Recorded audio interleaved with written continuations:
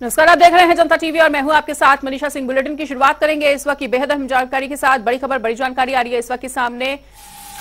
बड़ी खबर, बड़ा अपडेट आपको बता दें।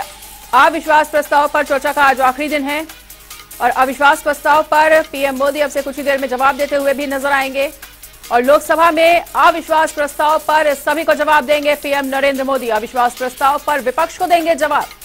तो इस वक्त की बड़ी खबर, बड़ी जानकारी आपको बता रहे हैं। अविश्वास प्रस्ताव का आज आखिरी दिन है।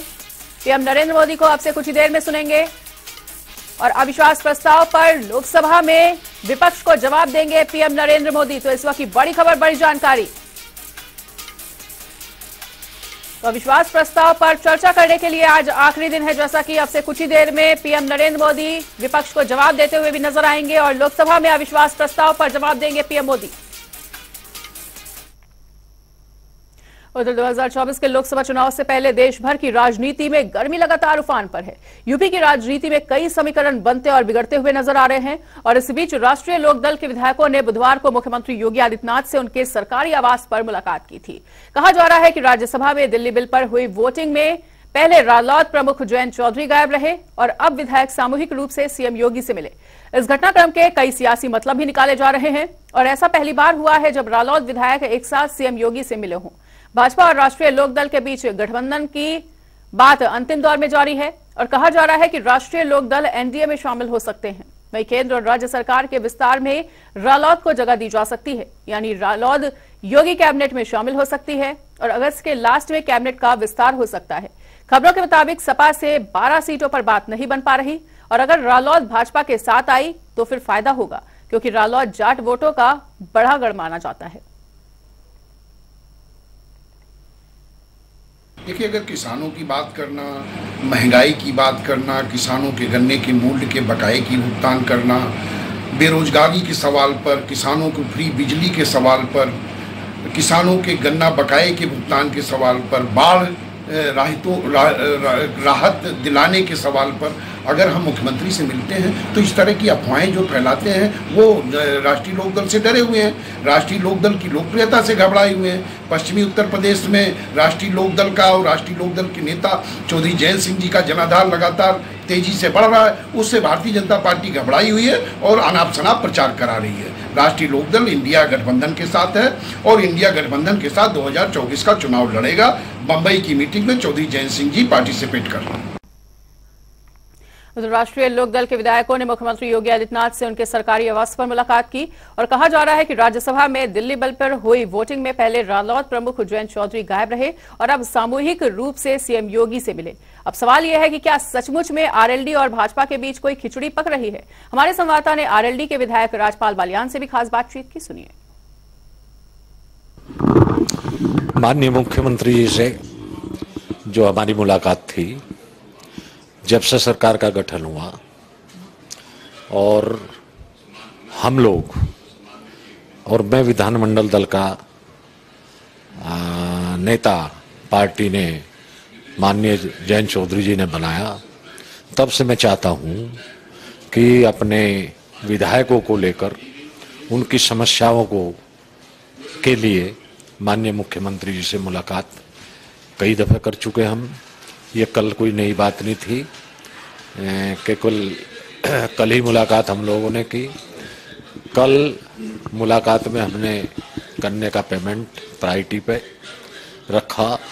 हमारे यहाँ पश्चिम उत्तर प्रदेश में शामली की तीन फैक्ट्री गन्ना शुगर मिल है, वहाँ तीनों फैक्ट्री शामली की, एक फैक्ट्री बसाना की, किनौनी की और जो बजाज ग्रुप है उनके काफ़ी पेमेंट रुके हुए हैं। किसान परेशान हैं, तंग हैं, उनके पेमेंट नहीं हो पाए, तो उसके लिए हमने डिमांड रखी कि उनका पेमेंट करवावे। दूसरी बात, हमने हमारे सहारनपुर, शामली, मुजफ्फरनगर, बागपत उन जनपदों में बाढ़ से बहुत नुकसान हुआ है और बाढ़ से नुकसान के लिए हमने मुआवजे की मांग की। माननीय मुख्यमंत्री जी ने वो भी आश्वासन दिया। बाकी और अब अपने क्षेत्र की कुछ सड़कें, कुछ त्वरित योजना के तहत जो विधायकों ने अपनी बात रखी, तो इसलिए मुलाकात की थी। और मुलाकात हम तो करते आए पहले से भी, समस्याओं को लेकर मुलाकात करते हैं माननीय मुख्यमंत्री जी से, कोई कल नई बात नहीं थी। एक सवाल और बाजी में है कि इंडिया गठबंधन को लेकर के आपकी क्या रणनीति है, क्या आप लोग आगे उम्मीद कर रहे हैं? हम इंडिया गठबंधन के साथ हैं। ऐसी कोई नियत हमारे नेता माननीय जयंत चौधरी जी की एनडीए के साथ नहीं है, इंडिया के साथ हैं। और यहाँ हम सपा के साथ वॉकआउट करते हैं तो सपा के साथ उनके वो समर्थन हमें, हम उन समर्थन उनको, आप देख रहे होंगे उस दिन से हाउस चल रहा कि हम गठबंधन के साथ हैं। Thank you. तो ये थे राज्यपाल जी, इनका सीधा कहना है कि मैं इंडिया के साथ हूँ, किसी तरह गठबंधन में इसमें जो है सत्ता पर से जाने का उनका कोई इरादा नहीं है और वो लगातार अपनी मांगों को उठाते रहेंगे। वो सपा के साथ हैं और सपा और इंडिया के साथ रहेंगे। कैमरामैन आशीष कश्यप के साथ टीएन मिश्रा, जनता टीवी, लखनऊ। उधर सपा सुप्रीमो अखिलेश यादव संसद में राहुल गांधी की फ्लाइंग किस का बचाव करते हुए नजर आए, तो साथ ही भाजपा पर उन्होंने निशाना भी साधा। अखिलेश यादव ने भाजपा पर तंज कसते हुए कहा कि जिस तरह से निरंतर भ्रष्टाचार बढ़ रहा है, ऐसे में भाजपा की भ्रष्टाचार पर बहुत बड़ी डिक्शनरी लिखनी पड़ेगी। इसको पढ़ते हैं, जानते हैं तो पता नहीं क्या क्या मालूम पड़ता है। इसे सवाल वो नहीं है, सवाल ये है कि महंगाई कम होगी कि नहीं होगी, बेरोजगारी पर सरकार क्या कर रही है, रोजगार देगी नौजवानों को नहीं देगी। जिस तरीके से भ्रष्टाचार बढ़ रहा है, लगातार बढ़ रहा है, और लगता तो ऐसा है कि भारतीय जनता पार्टी के भ्रष्टाचार में कोई बहुत बड़ी डिक्शनरी लिखनी पड़ेगी। नए नए तरीके इजाद कर रही है भारतीय जनता पार्टी। बाढ़ है, सूखा है, बाढ़ में किसान की मदद नहीं की, सूखा में क्या किसान की मदद हो रही है, जो फसल पैदा की उसके लिए मंडी में क्या इंतज़ाम किया। हर चीज़ महंगी है, दवाइयाँ महंगी हैं, कीटनाशक दवाई महंगी है। और जो लोग कहते थे कि किसान की आय दोगुनी होगी, कम से कम दिल्ली और लखनऊ की सरकार दोनों मिलके बताएं कि किसान की आय दोगुनी करने के लिए ये फैसले सरकार ने लिए हैं। उधर कुशीनगर के मदनपुर सुकरौली गांव में एक बड़ा हादसा सामने आया है। जानकारी के अनुसार नारायणी नदी पर बना चितौनी बांध टूट गया है और हादसे के बाद से ही स्थानीय लोगों में काफी ज्यादा दहशत बनी हुई है। तो वहीं लगातार हो रही बारिश के कारण पानी का बहाव भी तेज हो गया, जिससे आसपास के इलाकों में पानी भर गया है। ऐसे में कुशीनगर बाढ़ खंड तेज बहाव को रोक पाने में असफल साबित हो रहा है।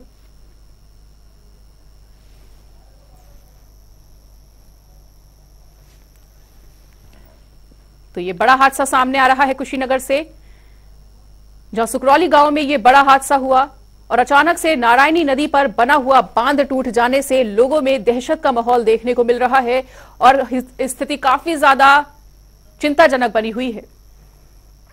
उधर रामगंगा नदी का जलस्तर बढ़ने से मुरादाबाद जिले में भी बाढ़ जैसी स्थिति उत्पन्न हो गई है। देखिए हमारी खास रिपोर्ट।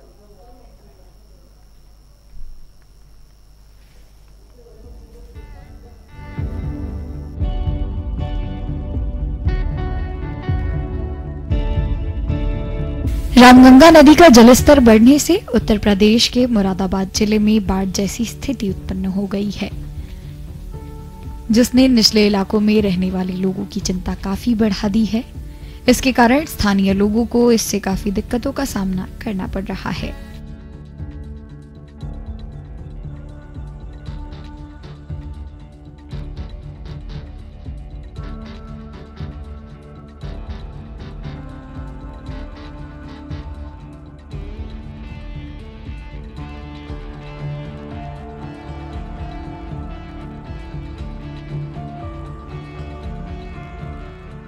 कितना पानी है यहाँ पे जहाँ से आप आ रहे हैं? यहाँ 5 फीट 5 है गड्ढे में। तो क्या परेशानी बहुत लंबी दिक्कत है, यहाँ आने जाने के रास्ता कोई को है नहीं, आने जाने की कोई बहुत दिक्कत है, कोई सवारी नहीं, साधन नहीं, कोई। काय का पानी है ये? बाढ़ का। हर साल सैलाब आवे, पौनी पानी हो जाए सड़कों पे कई किलोमीटर तक, और हर साल की बात है ये, इस साल की बात थोड़ी है। 3 महीने 2 महीने हो गए पानी को, रामगंगा का बाढ़ का। बाढ़ का पानी है। हाँ, सड़कों पे इस तरह यहाँ से लेके देवापुर से मुंडा तक है।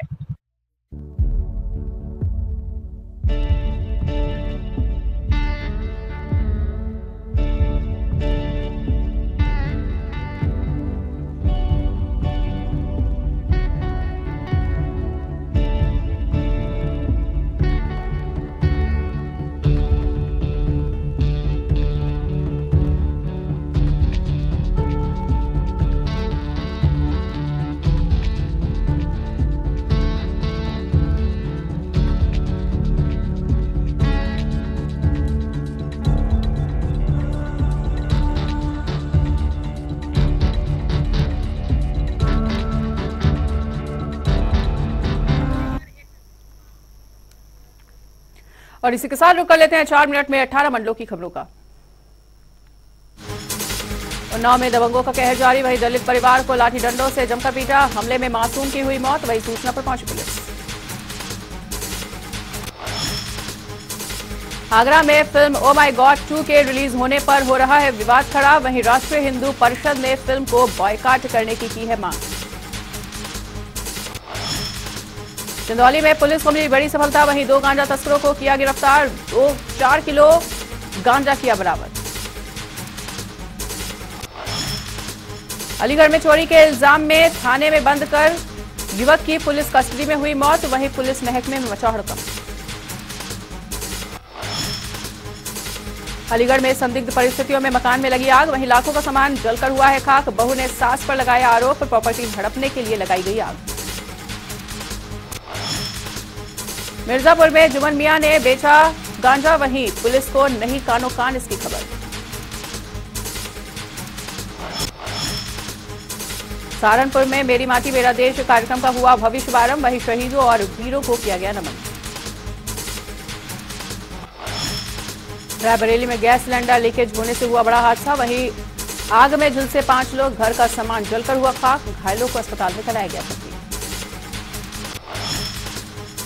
आगरा में खेत के विवाद को लेकर 2 पक्षों में खूनी संघर्ष, वहीं मारपीट का वीडियो सोशल मीडिया पर वायरल। मथुरा में रजिस्ट्री कार्यालय पर अनिश्चितकालीन धरना दिया गया, अन्य जगह पर स्थानांतरण होने के कारण दिया धरना, वहीं प्रशासन के खिलाफ लोगों ने की जमकर नारेबाजी।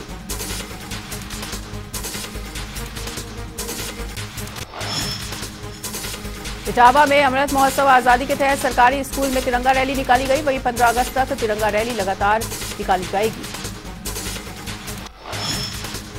महोबा में 1 दिन पहले लापता हुए व्यक्ति का तालाब में तैरता हुआ मिला शव, पुलिस ने शव को कब्जे में लेकर पोस्टमार्टम के लिए भेजा। महोबा में भाजपा नेता के बेटे की गुंडागर्दी, वहीं दलित युवक को बंधक बनाकर की मारपीट, किया खून से लथपथ, पुलिस ने 4 लोगों के खिलाफ मुकदमा किया दर्ज। बदायूं में दबंगों का कहर जारी, वहीं जमीन के बंटवारे को लेकर दबंगों ने महिलाओं के साथ जमकर की मारपीट, घायल महिलाओं ने पुलिस से लगाई न्याय की गुहार। लखीमपुर खीरी में निजी अस्पताल में प्रसूता की हुई मौत, वहीं ऑपरेशन के बाद हुई मौत, परिजनों ने डॉक्टर पर लगाया लापरवाही का आरोप। सहारनपुर में तेज रफ्तार डंपर ने बाइक को मारी टक्कर, वहीं हादसे में बाप बेटी की हुई मौत, मां गंभीर रूप से घायल, अस्पताल में कराया गया भर्ती। लखीमपुर खीरी में तेज रफ्तार का कहर, वहीं 2 बाइकों के आमने सामने से हुई भिड़ंत, 1 की मौत 3 घायल। मथुरा में नगर निगम की लापरवाही आई सामने, चलती स्कूल बस पर गिरा सिग्नल सैन बोर्ड का पोल, वहीं जान माल का कोई नुकसान नहीं।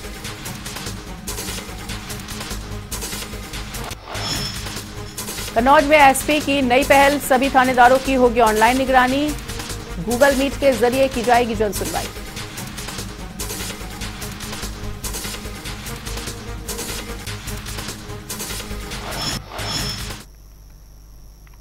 उधर माफिया अतीक अहमद के दोनों बेटों की मुश्किलें लगातार बढ़ती नजर आ रही हैं और उधर खुलादाबाद थाने में दोनों के खिलाफ रंगदारी का मामला दर्ज किया गया है, जिस पर आज मामले को लेकर कोर्ट में सुनवाई भी हुई और न्यायालय में जुडिशियल कस्टडी रिमांड को मंजूरी मिल गई है। बताना चाहेंगे कि वीडियो कॉन्फ्रेंसिंग के जरिए कस्टडी रिमांड बनाई गई, तो वहीं उमर अहमद को लखनऊ और अली अहमद को नैनी सेंट्रल जेल में बंद किया गया है।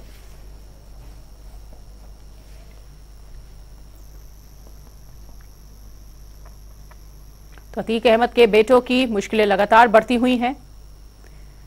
वहीं दोनों बेटों पर रंगदारी का मामला दर्ज किया गया है। तो 10 अगस्त को न्यायालय में सुनवाई और जुडिशियल कस्टडी रिमांड को मंजूरी भी दी जा चुकी है। तो वीडियो कॉन्फ्रेंसिंग के जरिए रिमांड पर लिया जाएगा और अतीक अहमद के बेटों की मुश्किलें लगातार बढ़ती हुई।